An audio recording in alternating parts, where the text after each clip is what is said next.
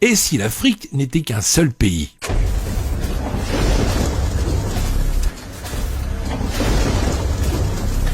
L'Afrique est un continent qui couvre 6% de la surface terrestre et 20% de la surface des terres émergées. Sa superficie est de 30 millions de kilomètres carrés avec les îles. L'Afrique compte actuellement 54 pays indépendants, mais que se passerait-il si tous ces pays s'unissaient aujourd'hui pour former un État africain uni ? À quoi ressembleraient les États d'Afrique unis et quelle serait la puissance de ce pays ? Alors, il faut savoir que l'Afrique est énorme et couvre plus de 20% des terres de ce monde.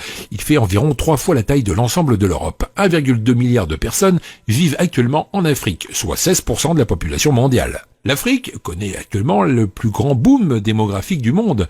La population du continent a doublé depuis 1990. Selon les estimations officielle de l'ONU, le continent devrait dépasser les populations de l'Inde et de la Chine réunies en 2100. La population de l'Afrique devrait atteindre 4 milliards de personnes d'ici 70 ans et va représenter plus de 39% de la population mondiale. La population de l'Afrique est actuellement la plus jeune au monde avec un âge médian de 19,7 ans comparé à la moyenne mondiale de 30,4 ans.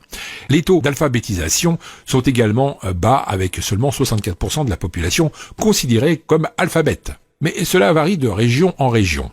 En Libye, par exemple, le taux d'alphabétisation est très élevé, environ 84,2%, alors qu'au Soudan du Sud, il est très bas, puisqu'il n'atteint que 27% seulement. Les taux d'infection par le VIH sur le continent constitueraient également un défi majeur pour l'Afrique unie, car 11% de la population de l'Afrique subsaharienne est actuellement infectée par la maladie. En plus de ces défis, les États africains seraient également confrontés à l'extrême diversité du continent. L'Afrique est le continent le plus linguistiquement et ethniquement diversifié de la planète, où l'on parle plus de 3000 langues. L'Afrique est l'endroit le plus multilingue au monde, où beaucoup parlent au moins 2 langues africaines, et une langue européenne également supplémentaire.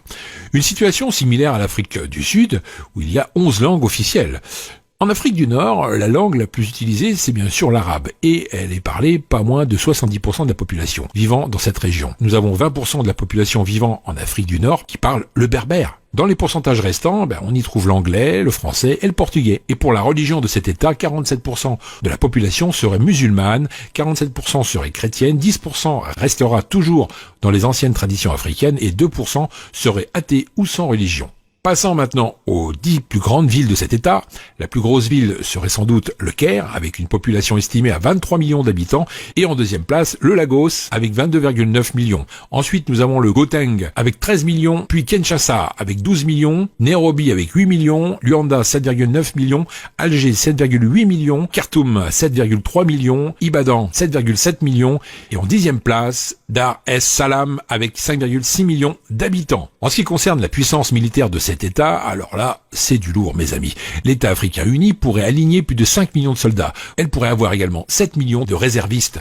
Mais côté matériel de guerre, faut pas trop attendre à voir quelque chose de nouveau. L'arsenal militaire de cet État serait principalement du matériel russe. Mais quand même, ça reste un pays très puissant qui ne pourrait pas être envahi, ça c'est sûr. Avec cette puissance militaire, l'État africain va certainement lancer une vaste opération de nationalisation et annulera le pacte signé avec la France et le Royaume-Uni. Vous ne le saviez peut-être pas, mais aujourd'hui, beaucoup de pays africains continuent de payer un impôt colonial en France, et cela malgré l'indépendance.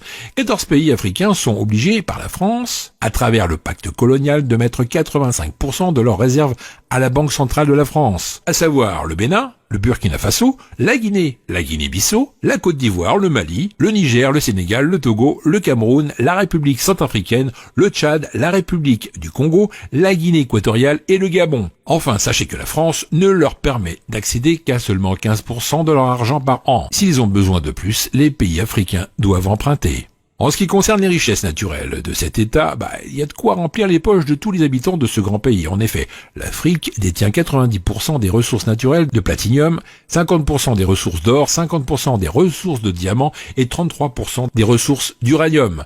Avec la mainmise sur toutes ces ressources naturelles et la nationalisation de tous les projets de pays étrangers pris de force en Afrique, cet État aurait un PIB de 3 000 milliards d'euros. Ce qui la classera comme 5e puissance économique dans le monde, derrière l'Allemagne et devant les Royaumes-Unis et la France. Voilà mes amis, encore plein de choses à vous apprendre, c'était bien sympathique, on arrive à la fin de cette vidéo, partagez-la avec vos amis Facebook, Twitter et les autres réseaux sociaux. Pour moi, je vous retrouve dans la prochaine vidéo, juste après, qui s'affiche sur l'écran. Allez, à tout de suite.